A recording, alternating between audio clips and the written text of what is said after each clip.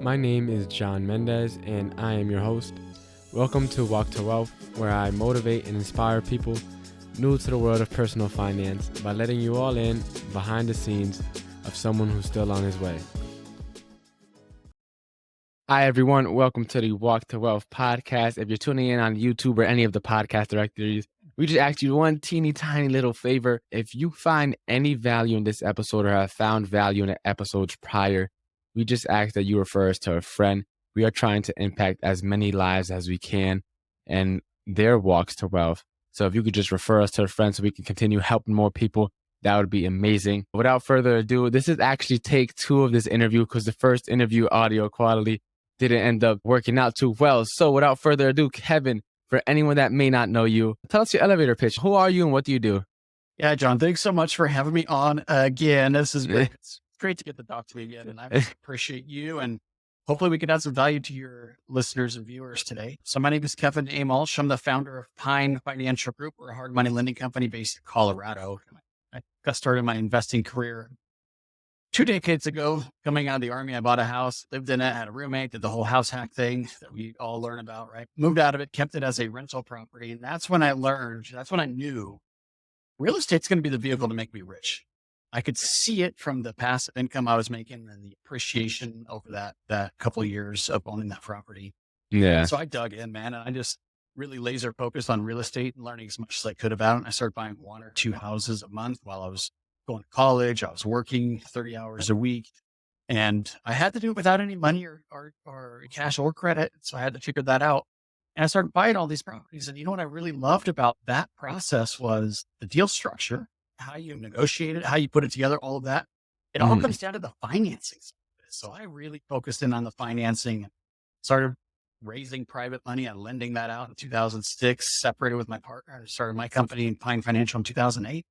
That's amazing, Kevin. And you kind of already told us a brief overview of your walk to wealth, but let's dig into a little bit. You started very, very early on in the investing world, and as in real estate, either on the real estate side as an agent or even as an investor, the traditional age is a lot older than when you started, or a lot older than when my audience is right now. Just tell us a little bit more about your walk to wealth, specifically like the beginning of it. How was that like getting into this industry so early on, especially back then? I feel like information is a lot more accessible now, but even back then it was less accessible. So like, how are you able to make that leap of faith and take that jump and get into one of the most lucrative industries that you can potentially get yourself into?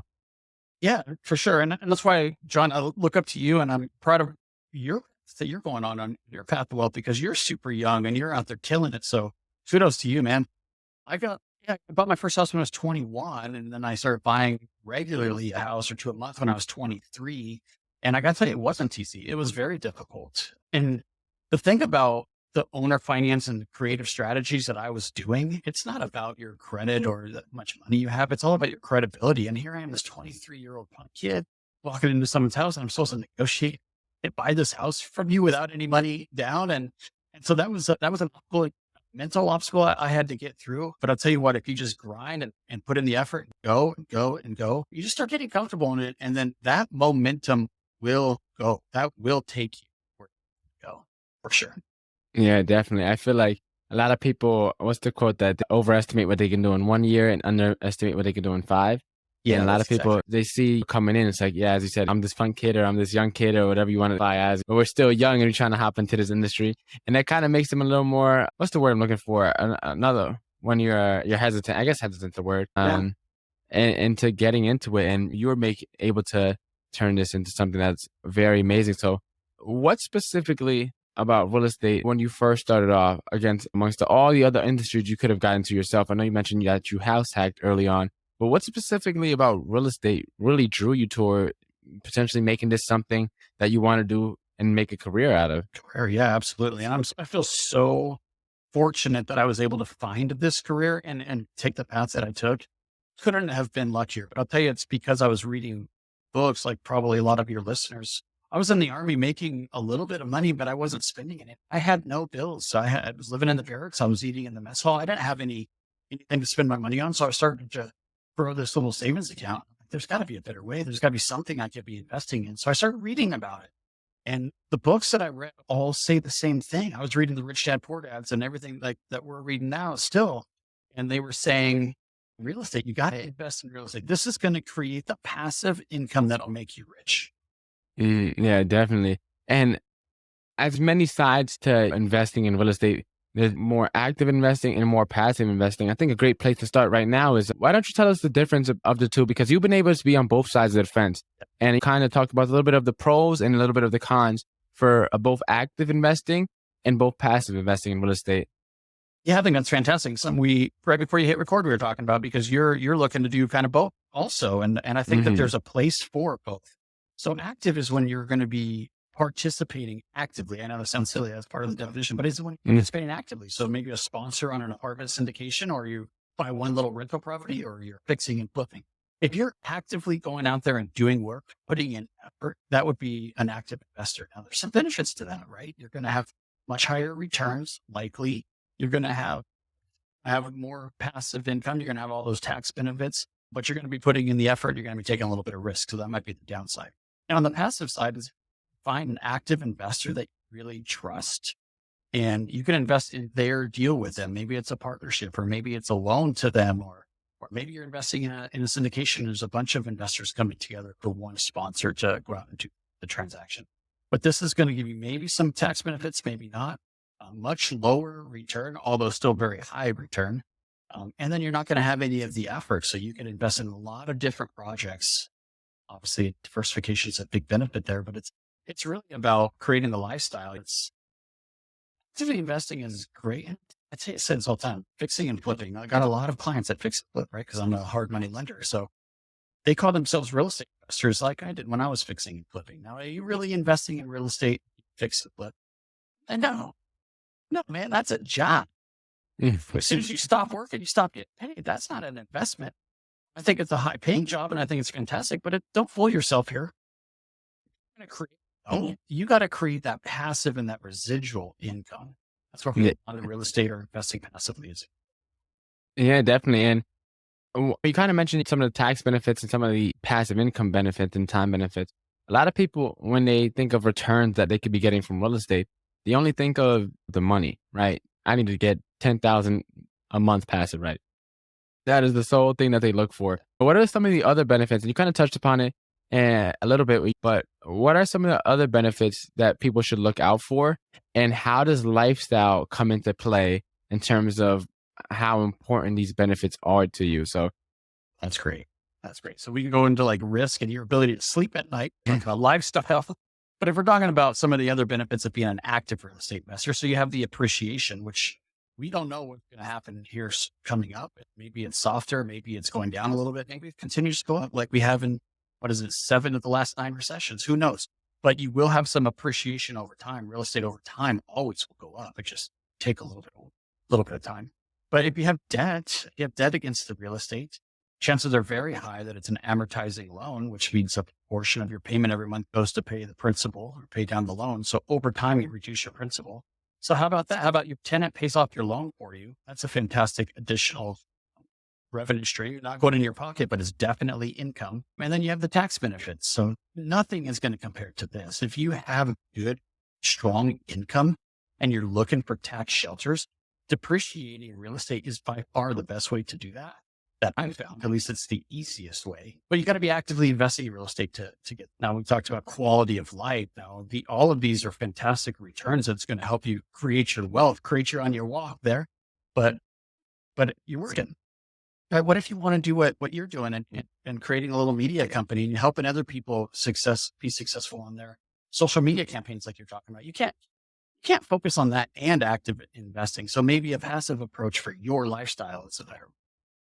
Yeah, definitely. I feel like lifestyle is the only factor that people don't consider when investing, when they really should. And then, as you said, I love that you mentioned that fix and flipping isn't investing, it's a job, which same thing for a lot of these active real estate strategies. For example, if you get rental properties, but you don't have a property manager, well, you just assume the role of a property manager. That's you right. just picked up another job. And now, something that you initially invested in to get your time back actually just ate up some of your time and then some, right? So now you're even less time, but you have a couple $100 extra a month. and you're wondering why you're so stressed and so miserable. Yeah, Uh, exactly. to kind of touch on a little bit more of the passive investing side of things, you talked about hard money loans, and s- hard money and private money is primarily what I think about when I think of passive investing in real estate. Can you tell us a little bit about the difference of the two and why someone would choose one over the other? Yeah, And I think if you're looking for like quality of life and you're looking to be able to put your head on your pillow at night and go to sleep, then I think private lending or hard money lending is a fantastic option for you. Now you're not going to hit your home run 30% cash on cash returns on these type of investments, but it's very secure. So like for us, we loan 65 or 70% of the property's value in areas that we understand and have resources. So if we ever do get a property back, we can go in there and get it rehabbed and resold or sell it to one of our clients or something. So it's being focused geographically at a low loan to value keeps your money super safe. So that makes it really easy to lay your head down and go to sleep. Now your returns are going to be instead of 30%, like you might get on some like high leverage rental property, you might be at 8 to 10%, something like that. But if it's reoccurring and it's safe, that works really well for a lot of investors. yeah, definitely. And uh, from the active investment side, why would someone use a hard money loan or why would someone use a private money loan? What are the situations for each? Yeah, there's multiple reasons, but one of the biggest ones is if a house needs work. So if you're fix and flippers are looking to add value. So they want to find the house that's falling off the foundation, or they want to find where they could add square footage or something to increase the property's value. That's how they make their money. But tough, if it's really a tough property, it's not in good shape. It's not habitable. The word is habitability in the industry. Banks and conventional lenders oftentimes can't finance non-habitable houses. So you can't go the conventional route. You have to find cash somehow. So hard money, private money comes in great for those. But really what I've seen our clients have the most success with is because of the leverage, the higher leverage. Banks and banks and conventional lenders are looking for 20% down and maybe you have to fund all your repairs or a big chunk of your repairs. So you're looking at a pretty big cash outlay to get that project done. And if you're doing one or two at a time and you can afford it, then you'll probably make a little bit more money because hard money is more expensive. But if you're looking to scale and you want money in your own pocket, you understand the value of reserves and cash in your pocket, ability to do multiple transactions, that would be a fantastic reason to go the hard money route. Yeah, no, definitely. And for hard money loans, for anyone that doesn't kind of understand the difference between hard money and conventional, in terms of making sure that you can actually qualify for these loans, what are some of the criteria that differentiates hard money loan versus when you go to apply for a traditional mortgage? Yeah, the biggest thing is the loan to value. So the bank, like I mentioned, the banks and the conventional lenders are going to require a lower loan to value or loan to cost, I should say. That's the ratio of how much money you need to put down. That's the big one, but you'll have other issues like credit requirements and income requirements, especially for realtors. I know realtors like to write everything off on their taxes and show absolutely no income. It's fantastic. You don't want to pay any taxes. They get it, but then you're not bankable, right? If you go to the hard Yeah. money route, they don't have a debt to income ratio requirement. So you'll be able to qualify no problem with a hard money lender without any income. What we're looking for as a lender is how are you going to pay us back? Do you have a plan? Will you be able to refinance the property if that's your plan? If not, because you don't have income, well, then are you going to flip the property and is the property going to be able to afford to pay the loan back? That's what we're much more concerned with than your ability, than your credit and your income, let's say. Yeah, and so let me ask you this question because as you kind of mentioned throughout this episode so far that you guys play more of like it seems as if an active role and as if in the investing if someone were to use you guys for a hard money loan. What are some of the things you do to make sure that the deal goes straight? Because as a lot of investors, they try to get in for whatever reason. There's ads everywhere. There's TikToks now. There's Instagram Reels. Not everyone gives the most credible information. And so people try to hop in, and investing in real estate has Yeah. one of the lowest barriers to entry possible because all you need to do is just slaps like, I am an investor and go to an investor meetup and you could play it off, right? There's no way to tell the difference. So what are some things you look for to make sure the deals don't blow up in your face? Yeah, I think that the most important is that you have a good team around you. So if you are a brand new investor and you want to go out and fix a flip a house, we'll still loan the money potentially, but we want to see that you have somebody on your team helping you hold your hand that has the experience. And you're going to get the experience after you start doing it, obviously. But The experience is probably the most important. And then the asset would come in a close second. So is it a property that's going to be able to sell? If we're in a softer market and there's more properties to choose from, don't buy the house on the busy street. That's going to be the one that nobody's going to want. And if there's a lot of properties to choose from, people can be picky. So you're going to see values come down much faster on those tougher locations. So the asset is really important, and you make your money when you buy. We hear it all the time. Are you Mhm. buying at a low enough price that you could rehab it, roll all your costs in, and still be profitable on the other side? So learning how to run the numbers and analyzing potential deals is huge. And then finally, we don't care about credit so much. We don't care about income so much, but we do care about reserves. Now we'll finance 100% of your deal, your purchase, your repairs, your closing costs, everything. But that doesn't mean you shouldn't have any money. You should Yeah. absolutely have some money. Everybody needs some reserves in this business because look, 9.9% the people that go out and fix flip go over the budget. And that's the people that have done 100 deals. People still go over the most successful investors still go over their budget, or it takes too long, or a contract falls out, or whatever it is. Not having any reserves is a recipe for disaster. Definitely. I feel like not even just in real estate, but in the personal finance world, most people as in this country, I think what's the stat, like 70% of people live paycheck to paycheck or something like that, or 70% of people couldn't afford a $500 emergency expense if it were to pop up. So it's Yeah. like we live in one of the wealthiest countries in the world, but we have such poor financial habits that it doesn't seem as if we're living in the wealthiest country in the world. And as they say, just stuck in the rat race, constantly spinning on that hamster wheel. I want to ask you about, so for hard money loans, right? You kind of mentioned the criteria as to what you guys look for and the importance of making sure you make money going into the deal. We kind of talked a lot about fixing and flipping. What other products do like hard money lenders have? Is it solely for fix and flipping, or could we potentially use you guys? I know there's different types of loan, like a DSCR loan. What kind of products do you guys offer at Pine, and what type of products do, hard money lenders have in general? Yeah, that's a good question. And every hard money lender is different. Like this isn't a really highly regulated or organized space that we're working in. So everybody's going to have their own guidelines and everyone's going to have their own criteria and be a little bit different. So some of our competitors, for example, they're going to do single family detached only, or they might do, maybe we'll do some condos and townhomes, but it's single family only and fix and flip. And then some will add in the DSCR. So that's a debt surface coverage ratio. That just basically qualifies the property's cash flow instead of your personal cash flow to get a long-term loan. So we don't do any of that. And then there's some commercial guys, right? And that's all they do is commercial. So we have a little bit of a blend. We like the diversification. So we do residential, but we're geographically focused. So we're Colorado, Minnesota, Wisconsin, and we do some in Washington, DC. On the commercial side, these are typically higher net worth borrowers, higher sophistication level. We do a little bit lower loan to value, but we'll do commercial value add loans across the nation.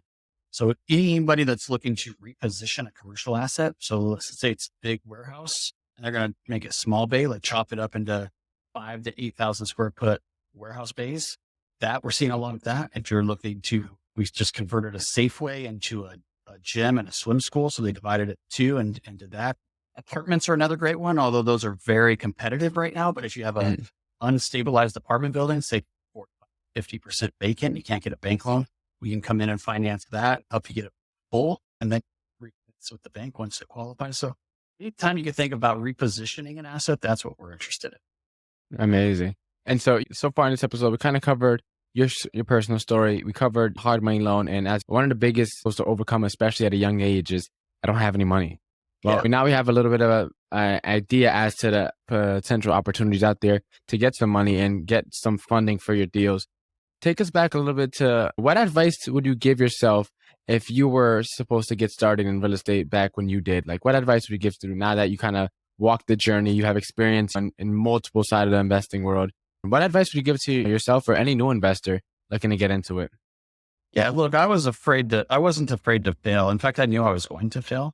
So you hear that and people get nervous about that word. Like, I don't want to make a mistake or fail. And then they ended up not doing anything. So I'm definitely a ready, fire, aim guy. I have been my whole life. And that movement, just moving forward and taking your shots is what you need to correct and get better. So my advice to someone that's just getting started is ready, fire, aim. Like if you're not taking that action, not pulling that trigger, you're never going to have success. So you're going to make mistakes. Live with that and then go out and make them. Yeah, definitely. And by the time this episode drop, we're getting closer and closer to the new year. And as it sets their goals and Yeah. everyone has these resolutions and everything, what advice would you give on that end? Because a lot of people tend to make goals and they don't hit them, they get discouraged and they drop out. And it's a constant cycle, not only in real estate, but then you see that in every endeavor that they end up doing is they set a goal, they don't hit it, they get discouraged, they drop out. And it's a never ending cycle, no matter what industry they end up. So what advice would you give yourself, specifically to real estate investors or, aspiring real estate investors when it comes to goal setting? Yeah, first of all, do it. Not enough people do it, but I wouldn't do it start at the first of the year. So let's say this drops in November or whenever it is, then maybe you start December 1. Don't wait until you don't need to start on the perfect date on the calendar to have your goals. Make sure they're attainable. Well, that's what I'm thinking about when I hear you say they didn't attain the goals. Well, they have to be attainable, realistic, all of that we've learned. But my question is, if you're not hitting your goals, two things. One, is your why big enough? We've talked all day about why is it that you want to hit those goals. And if it's about the money, it's not big enough. You got to peel that onion back some and get to why you want to be wealthy. What can you do with that money in that time? Who can you help? How can you impact people? That's what you need to get. You need to get deep in order to have a why that's strong enough to hit your goals. And then are you reviewing them? Is it this is my goals for the year? I'm not going to look at it until December. Or is it daily goals, weekly goals, monthly? I want to go out more in a month and then review. Maybe it's a year, but each month I got to accomplish X to get to my year goal, and I'm reviewing them. So review and your why. Let's get a little bit into the why, because it seems kind of counterintuitive. It's like, what does my why have to do with real estate investing? That's something, because a lot of people think it's like some grandiose idea. It's like, especially at young, it's like my why, my purpose. Like, I'm 20 years old, I'm X years old, I still have my whole life ahead of me. Why is your why so important? And why should someone start with their why? Well, how are you going to stay motivated? If not, I mean, if you have a really weak why, like, hey, I want $10,000 a month, but you have no reason for that, then you're not going to hit it. I can almost guarantee you can hit it. But if I want that $10,000 a month because I want to be able to accomplish this trip and I want to be able to do this for my family and I want to be able to go here, do this, or sometimes it can be a tangible goal. Like, I want this car. How is that going to make you feel when you're in the driver's seat of that car? I just think peeling back the reason for the money is the only way that it's going to motivate you deep enough down that you're going to be able to overcome the obstacles that you're going to hit. Everybody's going to hit obstacles. Everybody's going to fail. You're not going to want to wake up sometimes in the morning and make that phone call or whatever it is. But I don't know. Is the $10,000 a month without a reason behind that enough to make you make a phone call you don't want to make? I don't know that it is. Yeah, no, definitely. And you mentioned getting the phone call done in the morning. I know that your morning routine is something that's been super critical in terms of you becoming successful, not only becoming, but sustaining that success throughout a long period of time and continuing to maintain that level of excellence. And how important was your morning routine? And if you don't mind, tell us a little bit about what that morning routine was, how that was structured, so that we could start our days off and on the right foot to hopefully finding success in our walks. Yeah, totally. I think the morning routine is the unfair advantage. I thought you're going to beat your competition. I really believe that. Every successful person that I know, and I'm talking super successful, every single one of them without exception has a very structured morning routine. And it typically includes some type of physical activity because that's how you keep your stress levels down and keep your mind clear and focused. We don't have to talk about going into too much detail, but your health is like vital to, right?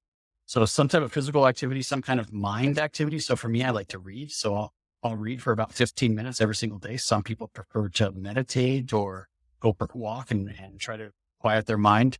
So it's make your bed. I think that's really important, but it's really whatever the routine is, as long as it's beneficial for you and it's setting you up to succeed for the day. All of this before you check your email. Don't get up and check your email first thing. Yeah. Have your routine. Yeah, definitely. No, I love the fact that you said make your bed. There's someone that I love listening to by the name of Jordan Peterson, a Canadian psychologist, and he always talks about making your bed.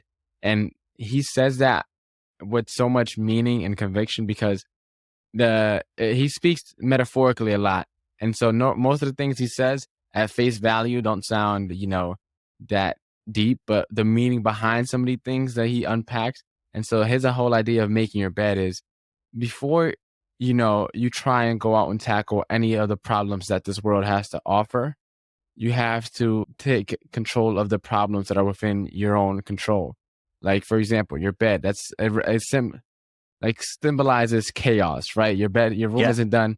That's chaos, right? If you can't get your own room in order, how on earth are you going to be able to tackle everything else the world has to offer? It's super deep, more deep than, I know how to explain myself because it's been a while since I last listened to him. But I wanted to also ask you a little bit about your morning routine, and does it start that actual morning or does it start before then? Because a lot of people tend to start their morning routines the night before. So what's your thoughts on that? I think you asked me this the last time we spoke too. And yeah, you're right. For me, I like to set up my daily tasks. So I have this little notepad here and I just put all my tasks that I need to accomplish or want to accomplish for the following day down, but I don't prioritize anything. I let my subconscious work on that. So after you write down what you have to do, your subconscious will remember that and work on that through the night. And then when you wake up, then you could prioritize like what is the most important thing for you to accomplish in the day. And you can add to that list as you sleep. You might think, oh, I got to get something done or whatever. But yeah, for me, it's super important to get all my tasks for that day done the night before and then sleep on it. Yeah, and how important has your subconscious played? You mentioned a lot of people tend to think they're in control of things, not realizing that our actual conscious is only about 2 to 5% of what we do on a day to day. So it's like, how big has your subconscious been in making sure that the program that you're running on is something that would lead you to a successful career in life? Well, I don't think there's much in the universe more powerful than your subconscious. I don't know if you've read the book, The Secret, or watched that video, but I believe in the law of attraction. And I think your subconscious can do that for you. It's crazy. And I know it sounds crazy. I probably sound crazy, right? Your subconscious doesn't sleep, right? It will work on something, and especially problems. If it feels there's a problem, it will work on that problem 24 hours a day, 7 days a week. It will always work on that. So you got to clear out some of the other clutter in your mind and let that happen, which the list does, right? That creates clarity for you and it lets your subconscious focus on the biggest issues. But I don't think that there's much more powerful to your success than that. Even your why, your goals, and all this stuff we've been talking about, it all comes down to your subconscious mind anyway. Your subconscious mind is what makes your decisions for you. That's why meditation is so powerful, because the whole point of meditation is just to quiet the mind so you can create a space. Right? That's what making the bed. If you have a cluttered room, then that takes up like brain power, legit space in your mind. So if you can move that out of the way, and I think it just opens it up for success. Definitely. And so we've been able to learn from you so far how to create a successful morning routine so that we can get started, set our goals so we can get on track, and then get the money to finance some of our deals. One of the topics you kind of mentioned throughout that we didn't really get to talk about too much is diversification. How important is that in your investing strategy? Not even in terms of just, passive and versus, active diversification, but also diversification across, the different investment vehicles, whether in real estate or maybe even outside of real estate. How important has diversification been for you guys? Oh, well, diversification is one of the most simple and best concepts to preservation that there is, right?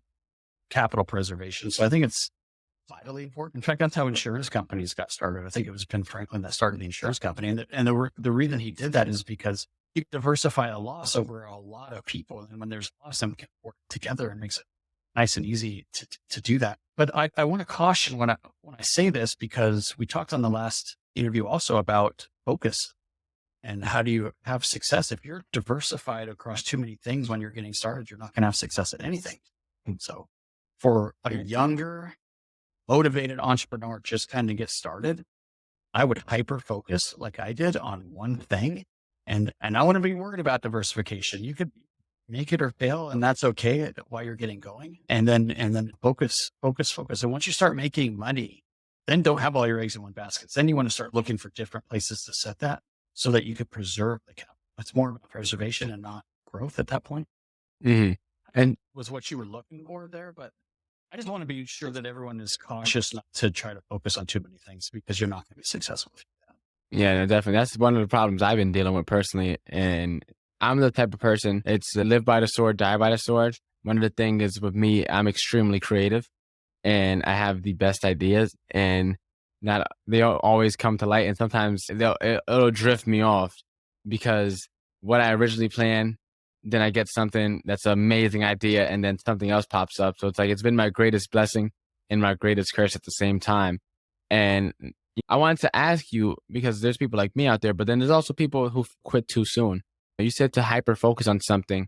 What if you put hyper focus? What advice would you give to someone that's not seeing the results they want? Because this is one of the most delayed gratification e-businesses or industries you can get yourself into. And when you're not seeing the results, even if you have a big why, when you're not seeing something, it seems counterintuitive to keep putting your time, money, and effort into something that's not producing results. So what's your advice there that you would give to anyone? Yeah, and I knew you were going to ask me this because you don't think about it. How do you know when to shift, right? Your focus, it's not working. When do you shift your focus and do something else? So the advice I gave, if I remember last time, was focus on something, become an expert at it, and then add another vehicle or another leg to the table. And then you can continue to grow that way and expand that way. But you really want to have success in one area first and be an expert at that. But your question was, well, how do you know when it's not going to work? Because you need to shift. And I didn't know the answer to that. And I've been thinking about it a lot, John, ever since you said that, because like, holy cow, how do you know when it's not going to work to shift focus? And the answer to that is you don't. I can't answer that for you. Whoever it is that's listening, that's maybe struggling with that, needs to answer that for themselves. So for me, like, I would go all in 100%. I would probably know in 2 or 3 months if it's going to work or not, because I'm putting in 100% effort. Some people might half-ass it and put in 10 or 15% effort. It might take them 2 years before they can see, yeah, that's not going to. So for that person, maybe you got to commit for 2 years. But if you're going to really focus in and you're going to put in a lot of effort and get that momentum going, I would think within 6 months, you should know. So you have to be honest to yourself. Did I put in the effort that I need to have success?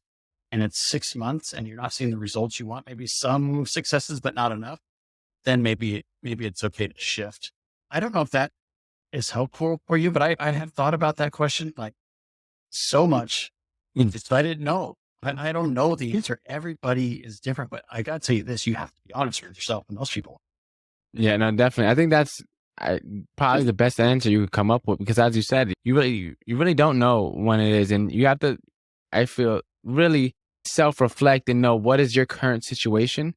And for example, if you have kids, you have a mortgage, you have a tuition that you have to pay for, maybe 2 or 3 months might be your timeline, because if you don't get it going in that month, rent and the mortgage and everything still has to get paid. So I think, as you said, it's very subjective. It's up to the listener, and you have to do a lot of self-reflection. And I appreciate you taking the time to think about the answer to that question, because it's one of those things. It's like, how do you know? It's like, you never really do. And I feel like one of the things with life is you never really know anything in life at all, ever, at any given point. And it's just, we're on this journey, and we all try to say that, well, we have a purpose and we have a why.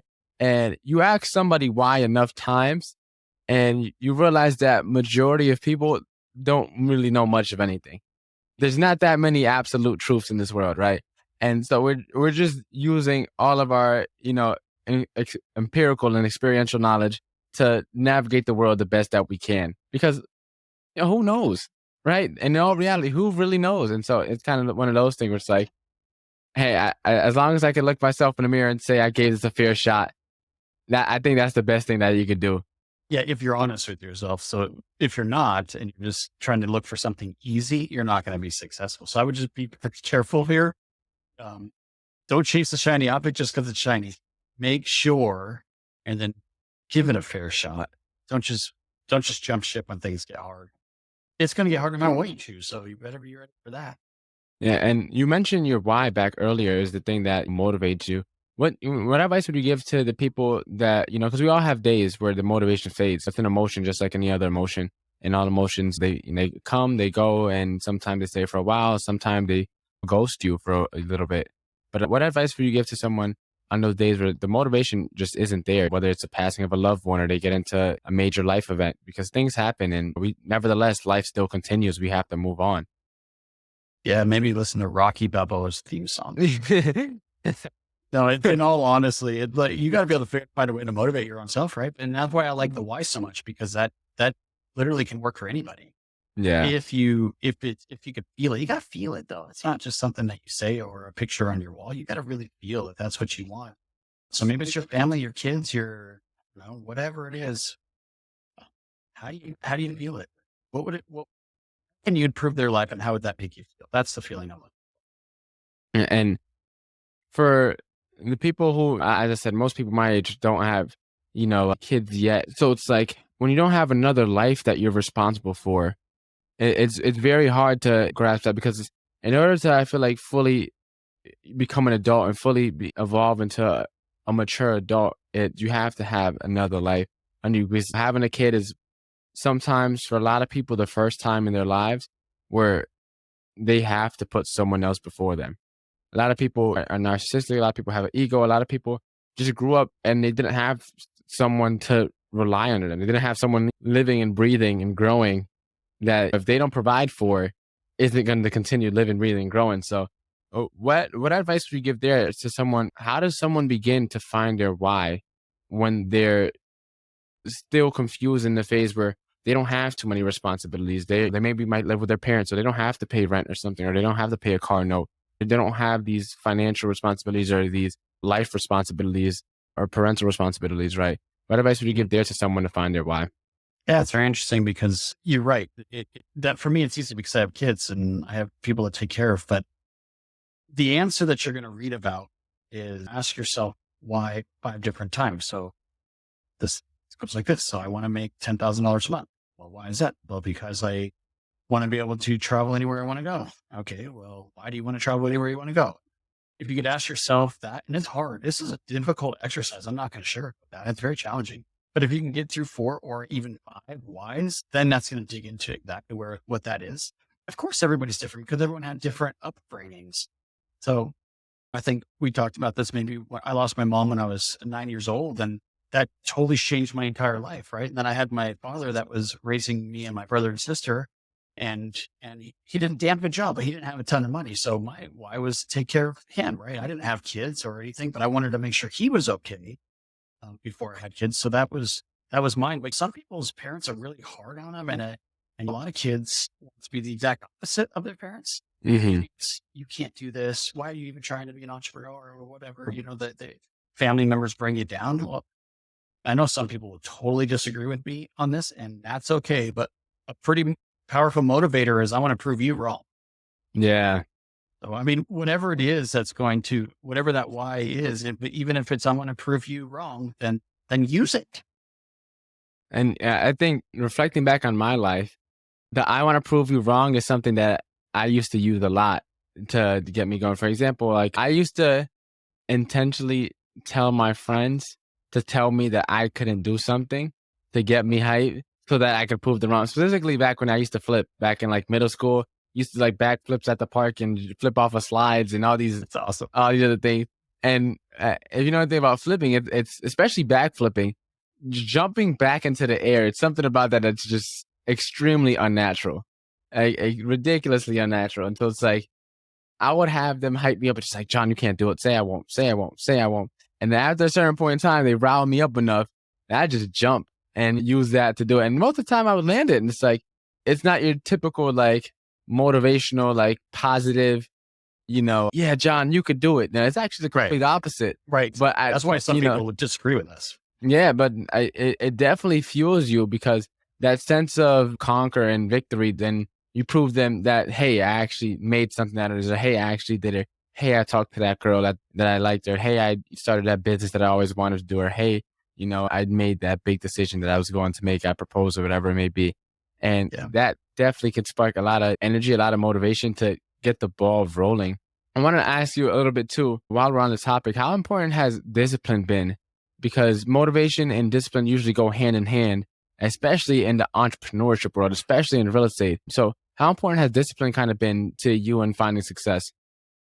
Yeah, that's an interesting question because I haven't really noticed, but I've always been disciplined. I did martial arts when I was very young. I played sports my entire life. I went into the army. So I had all of this structure to give me that discipline. So it was just very natural for me. But I don't know that you need to do anything crazy or anything out of the ordinary to have the discipline to succeed. If you're going to accomplish your goal and your why is strong enough, that should organically come, I would think.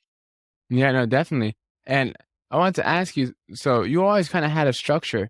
Once I feel like one of the biggest problems with young adults is once usually they leave either high school or college and they get into the real world, everything from that point before, it was very well structured. You wake up, you go to school, you have your classes, and after school you have sports, you play sports. If you have a job, you have a job. If not, you go home or you go to your friend's house, whatever it may be. It's very routine from the as early on as you can remember to, and even when you're kids and in Pampers still, you get fed at the same time. You get tucked away to bed, and then you get into school, and then it's the same routine. And then middle school and high school, and then if you go to college, it's college, right, or JUCO, or whatever your life may, or trade school, wherever your life may take. But it's all very structured.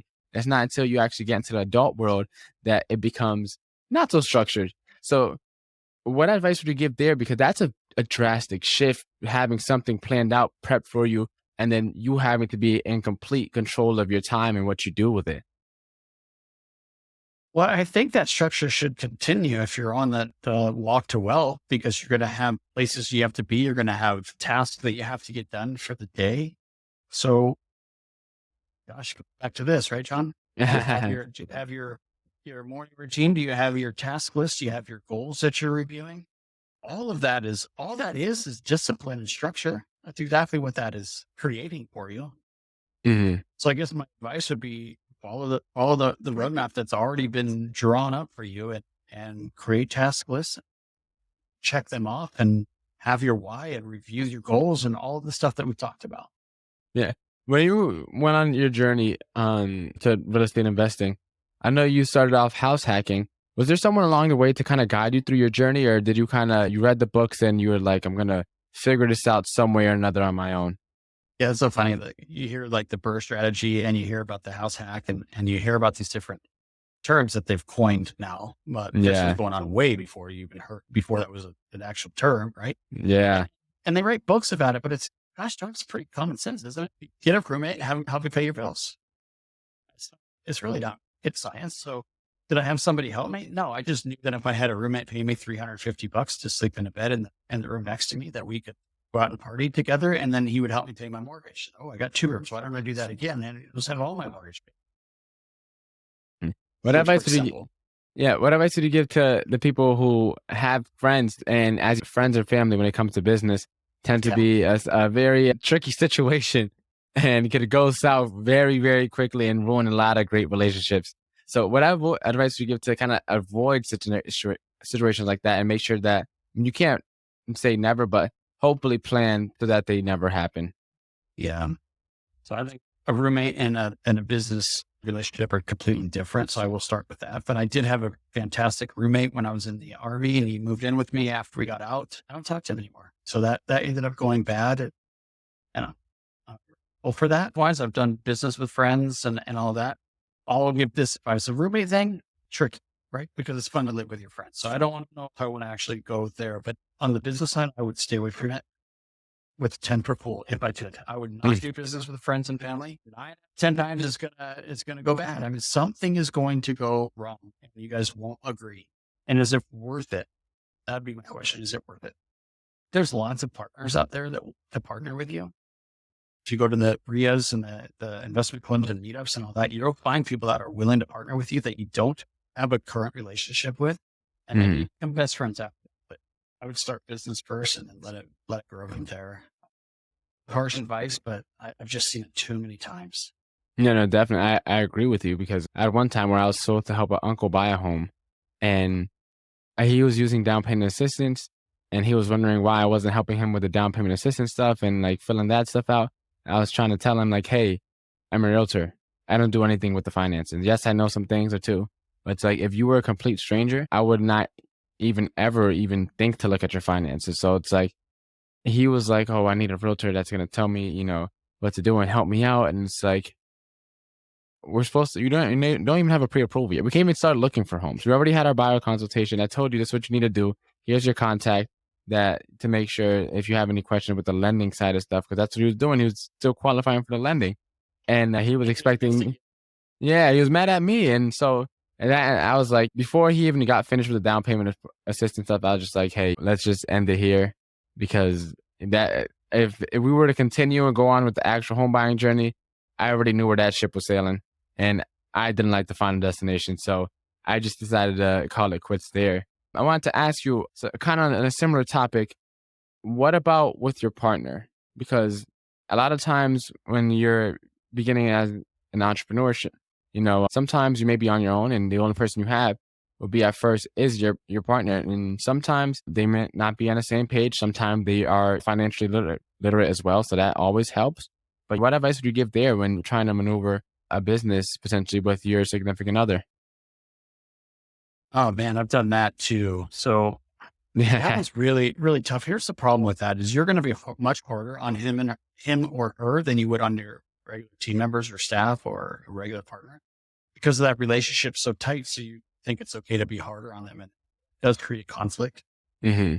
I don't think advice is going to change between a significant other and a friend. I still think you shouldn't do it. And then I like love and logic. I don't know if you've heard of that, but the love and logic process is like a parenting style. And I think about a partnership and if someone was begging me to be a partner with them, and I do get that from time to time, it's just like, man, I love you way too much to partner with you because this is what can go wrong. And I just love you too much to put that at risk. And that's how I would approach that. But absolutely not. I would definitely keep your life partner out of your business. Look, what are you going to do? Come home and talk about work?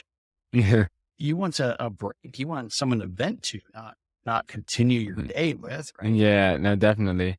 And so, Kevin, we talked about a bunch of topics. We talked about how to create an amazing morning routine, then set your goals that can put you on track, and get your head set and focused so that you could start investing in real estate and then have the funding available there to actually invest and potentially partner up with people. And so you dropped a lot of gems. Where could people find you? Where could they connect with you if they want to learn more? If they want to, I know you're based out of Colorado, but where could people reach out to you and connect with you so that they could continue learning more from you and potentially connecting with you to do some deals? Yeah, for sure. So if anybody's looking for diversification and looking for a more passive approach, it could be a fantastic way for your IRA. Just lend money to somebody else. I see a lot of people get hurt doing that because they're making simple mistakes. So I wrote a report. I'll just give it away for free just so you don't make those mistakes. If you're loaning your own money. So it's just thepinereport.com. So that would be a good way. Our website's pinefinancialgroup.com. And we're having a lot of traction, a lot of fun on our YouTube channel. So we drop little 5-minute videos once a week and people seem to really be enjoying those. Just little nuggets specific to real estate investors, mostly residential. So that's just YouTube.com/Pine Financial. Okay. And it's time for our final 4 questions. And since you are my only guest to do it 2 times, you gotta have it. So question number 1, what is the most impactful lesson that you learned in life? Oh man, we should go back and listen to the recording and see if I answer these the same way. Right? That's such a good question. My most impactful lesson that I've learned. Gosh, just because we're talking about that, you got to take action. I love the Nike, just do it, right? You're not going to have success if you're not taking any action at all. So the most impactful lesson for me was taking action and being okay with failure. Yeah. There's the guy, Jordan Peterson, he talked about the origin of Nike. I think it's like Latin, like it's called Alia Nokia. It's like the spirit of action or something along those lines. I forget. I listened to the podcast ages ago, but that's cool. I didn't know that. That's like the Latin root of like where the name came from or something like that. Question number 2, what is the most admirable trait you can find in a person? Integrity. Is someone that's going to, do they have personal values and do they make decisions based on those values? Definitely. If you had to change someone's life with one book, what would you recommend? Oh, Rich Dad Poor Dad for sure. Yeah, definitely. And you hear that one a lot, don't you? I got that like 6 or 7 times so far. That is that. And then second, there's not a close second. It's Rich Dad Poor Dad so far. Every episode essentially is Rich Dad Poor Dad. The Purple Bible. Yeah. And then the last and final question, what is the legacy that you're trying to leave behind? Gosh, we talked about our why, and my why was to help my dad, but I was able to do that. So I've already accomplished that. So then I had to go look bigger. So my why now is to help kids that don't have the same resources upbringing that I was lucky enough to have. That maybe they don't have the structure. So I spend a lot of time in the Boys and Girls Club, and I want to help kids that they don't have a safe place. And give them that safe place, give them some structure, and give them at least a fighting chance for success. Definitely. That's an amazing legacy to leave behind. And so, Kevin, take two was even better than the first go around. Yeah. I want to thank you once again for hopping on, not only once, but twice. And it was a pleasure talking to you. This conversation went amazing the first time and even more amazing the second time. And we're able to just have let loose and it's like we're old friends catching up. That's right. That's right. And so, as I said, thanks again, Kevin, for hopping on the show. I really do thank you. Yeah, John, thanks for having me. I really appreciate it. Thank you guys for tuning in to today's episode. Again, I am your host, John Mendez. You can find me at JohnMendez_Realtor and at Walk to Wealth on Instagram. Please make sure to subscribe and leave a review if you're loving the podcast so far. New episodes are released every Sunday. Look forward to seeing you guys on the next episode. Take care.